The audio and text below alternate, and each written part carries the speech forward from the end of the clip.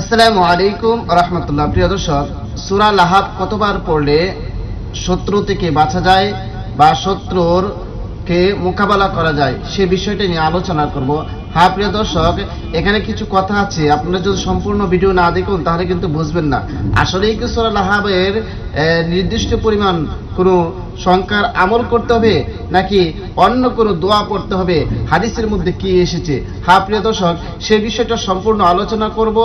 আর আলোচনা শুরু করার আগে আপনাদের কাছে একটা রিকোয়েস্ট, যারা আমার চ্যানেলের মধ্যে নতুন আছেন অবশ্যই চ্যানেলটি সাবস্ক্রাইব করে পাশে থেকে বেল আইকনটি বাজিয়ে দেবেন। প্রিয় দর্শক, অনেকেই বলে থাকে যে সূরা লাহাব এতবার পড়লে শত্রু থেকে বাঁচা যায়, এতবার পড়লে শত্রু ধ্বংস হয়ে যায়, বিভিন্ন ভিডিওর মধ্যে আমরা দেখে থাকি।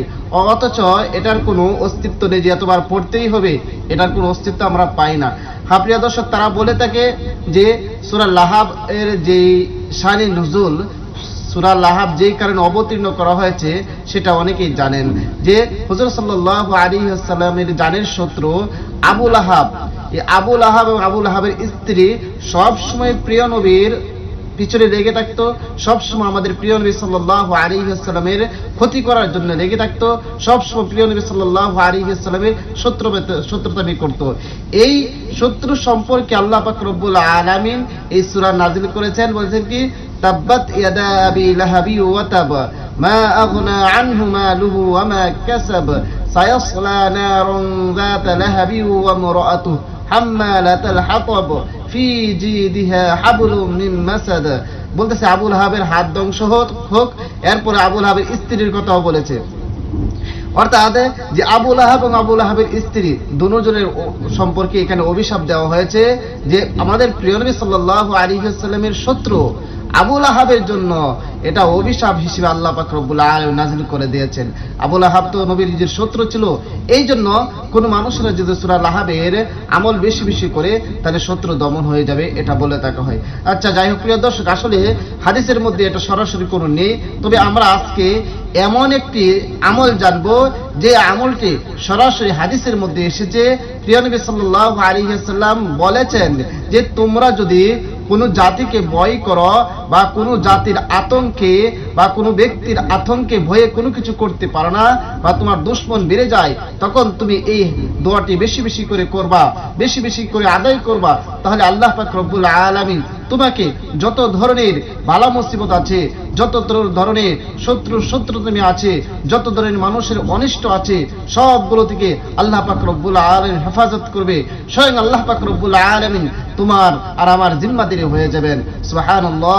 এই জন্য আমরা বেশি বেশি করে যেই দোয়াটার কথা বলবো সেই দোয়াটা করার চেষ্টা করব।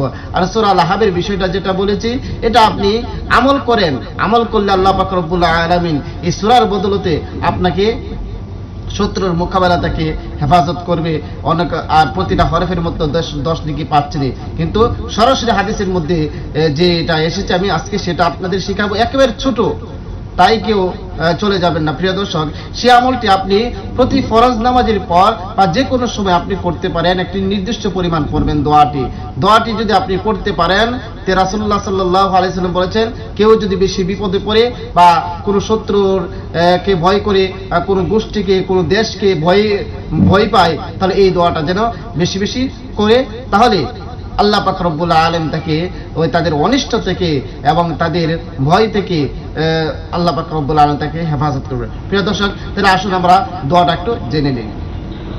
আল্লাহুম্মা ইন্না নাজআলুকা ফি নুহুরিহিম ওয়া নাউযু বিকা মিন শুরুরিহিম। আবার পড়তেছি, আল্লাহুম্মা ইন্না নাজআলুকা ফি নুহুরিহিম ওয়া নাউযু বিকা মিন শুরুরিহিম। অর্থ কি, হে আল্লাহ, আমরা তোমাকে শত্রুর মোকাবেলায় পেশ করেছি, তুমি তাদের দমন করো আর তাদের অনিষ্ট থেকে তোমার নিকট আশ্রয় চাই। আল্লাহুম্মা ইন্না নাজআলুকা ফি নুহুরিহিম ওয়া নাউযু বিকা মিন শুরুরিহিম। অর্থ কি, হে আল্লাহ, আমরা তোমাকে শত্রুর মোকাবেলায় পেশ করেছি, তুমি তাদের দমন করো আর তাদের অনিষ্ট থেকে তোমার নিকট আশ্রয় চাই। প্রিয় দর্শক, এই দোয়াটি প্রত্যেক ফরজ নামাজের পর 7 বার 5 বার জয়বারই নির্দিষ্ট পরিমাণ আপনি পড়বেন। ইনশাআল্লাহ আপনি যদি এরকম ভাবে নিয়মিত ভাবে ধারাবাহিকভাবে আমল করে যেতে পারেন, আল্লাহ পাক রব্বুল আলামিন আপনাকে শত্রু থেকে হেফাজত করবেন। আপনার শত্রু চিরতরে ধ্বংস হয়ে যাবে, আপনার শত্রু আর আপনার পিছনে শত্রুতামি করতে আসবে না ইনশাআল্লাহ। প্রিয় দর্শক, এই জন্য আমরা এই দোয়াটি বেশি বেশি করে করব এবং নিজে আমল করব, এবং যারা শত্রুতামের মধ্যে আছে, যারা শত্রুর কারণে কিছু করতে পারতেছে না, ওই শত্রুর অনেক দাপট, অনেক ক্ষমতা, এই জন্য অসহায়ের মতো আছে, কিন্তু সে সব সময় তার ক্ষতি করে যাচ্ছে। এই সমস্ত ভাইয়েরা এই ভিডিওটা দেখে যেন আমল করতে পারে, এই জন্য ভিডিওটা বেশি করে শেয়ার করে দিবেন, যেন গোপনে আমল করে এই শত্রুকে ধ্বংস করতে পারে, শত্রু থেকে হেফাজত হতে পারে। প্রিয় দর্শক, এই জন্য সবাইকে অসংখ্য ধন্যবাদ ভিডিওটি দেখার জন্য। আসসালামু আলাইকুম ওয়া রাহমাতুল্লাহ।